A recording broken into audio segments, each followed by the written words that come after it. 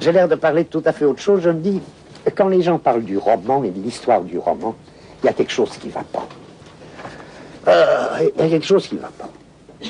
Parce que on a pris l'habitude, tellement on a horreur aujourd'hui des origines et du retour aux origines, on commence toujours les choses par la fin.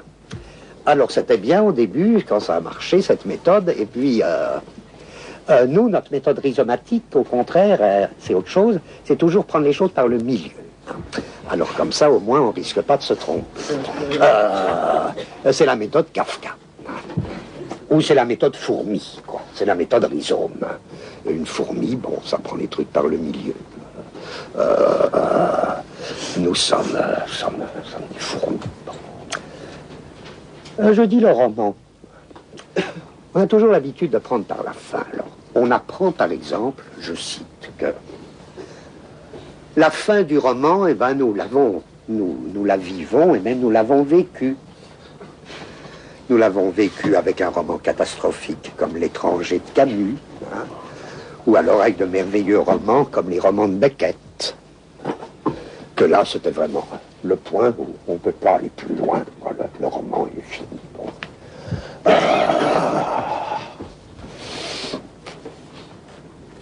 Ou bien on nous dit, il y a eu un moment où il y avait le roman de chevalerie. Puis il y a une fin du roman de chevalerie. C'est le fameux Don Quichotte. Et Don Quichotte marquerait la fin du roman de chevalerie. C'est-à-dire le moment où le chevalier n'a plus de sens et ne peut plus être assumé que par Don Quichotte, complètement fou, qui prend les moulins pour je ne sais plus quoi, là, etc. Enfin, c'est bien connu. Don Quichotte considéré comme la fin du roman de chevalerie. Quoi? Surtout? Oui. Oui, c'est plus important. Oui. Or, ces fins, comment on les assigne? On les assigne lorsqu'on nous montre, je résume, là aussi je dis des choses très sommaires, que le héros est un pauvre type complètement paumé. Alors je dis juste, il y a sûrement une évolution du roman. Je ne vais pas dire du tout, le roman est resté le même. Mais s'il y a une évolution du roman, ce n'est à coup sûr pas sur ce point.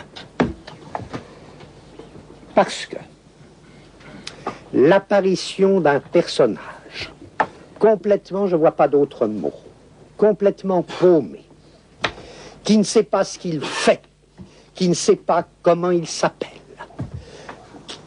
qui est étranger à tout, qui est le pur déterritorialisé, qui se balade sur sa ligne de fuite sans rien comprendre à rien, qui s'arrête, qui, quand il n'est pas sur sa ligne de fuite, entre en pure et simple catatonie. Vous voyez ce qu'on appelle en psychiatrie la catatonie. Un type qui reste des heures, hein, dans un mouvement parfois très compliqué, qui a mélangé toute la musculature, là, en 6 heures, 24 heures, comme ça. Bon. Eh bien, on n'en voit plus beaucoup, hélas, parce qu'ils ont détruit les hôpitaux psychiatriques, mais du temps des hôpitaux psychiatriques, parce qu'on en voyait, tandis que maintenant, on voit des gens couchés sur des divans, comme ça. Les catatoniques, c'était des grands actifs à côté. Mais enfin... Des catatoniques? Non. Ah, des autres. On le dit, est-ce possible? Ah bah si, il nous trouve là. Bon, je dis, mais c'est ça l'acte de baptême du roman.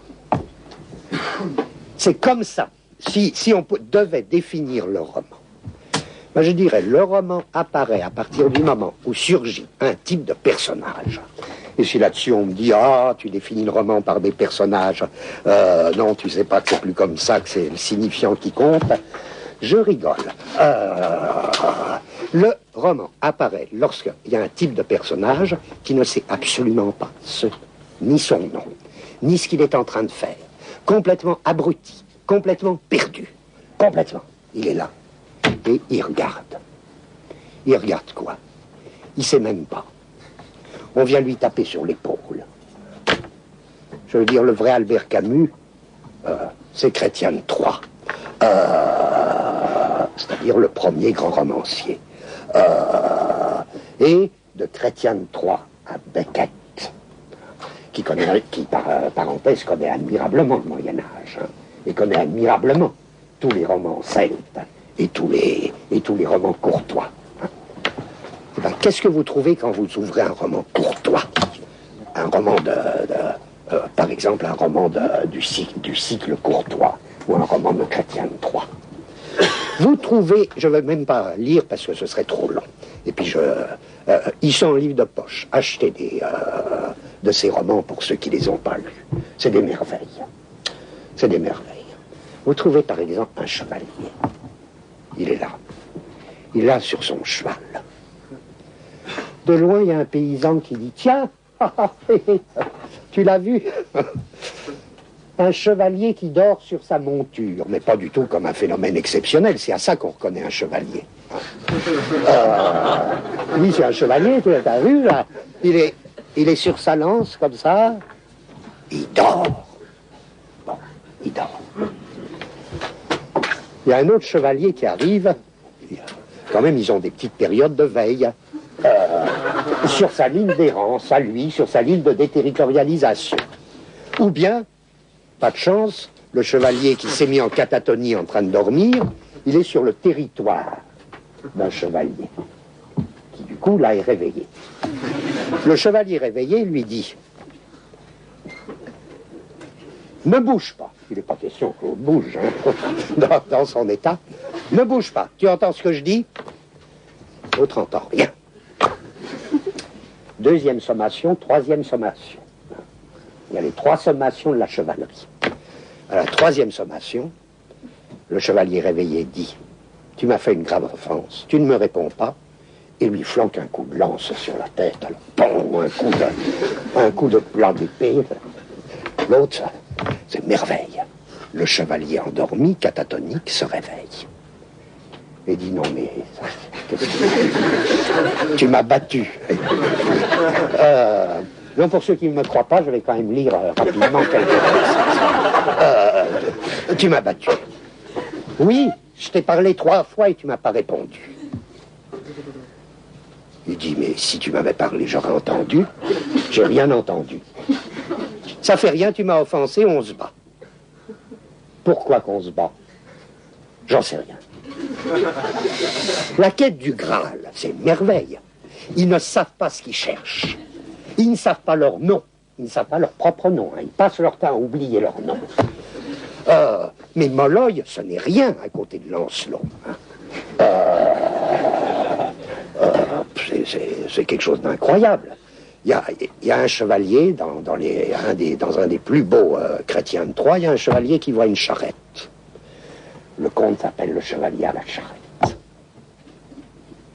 Il regarde, il monte dans la charrette. Aucune raison, hein, aucune raison de monter dans la charrette. Quand, tellement d'années après, Dostoïevski fera ces grands personnages qui sortent dans la rue avec un but précis, ils sortent en disant « Ah, il faut que j'aille voir Ivanovitch, c'est pressé. » Et puis ils sortent et ils disent « Qu'est-ce que je voulais faire déjà ?» et ils vont dans l'autre sens. Là aussi, c'est les visages qui se détournent. C'est un drôle de jeu de visagéité, hein, et de paysagéité. Hein. Ils savent plus. Ou bien Kafka, K qui veut aller au palais de justice, et il donne l'adresse de la banque, ou l'inverse, je ne sais plus. Il va à l'autre bout. Il y a des drôles de choses qui se passent.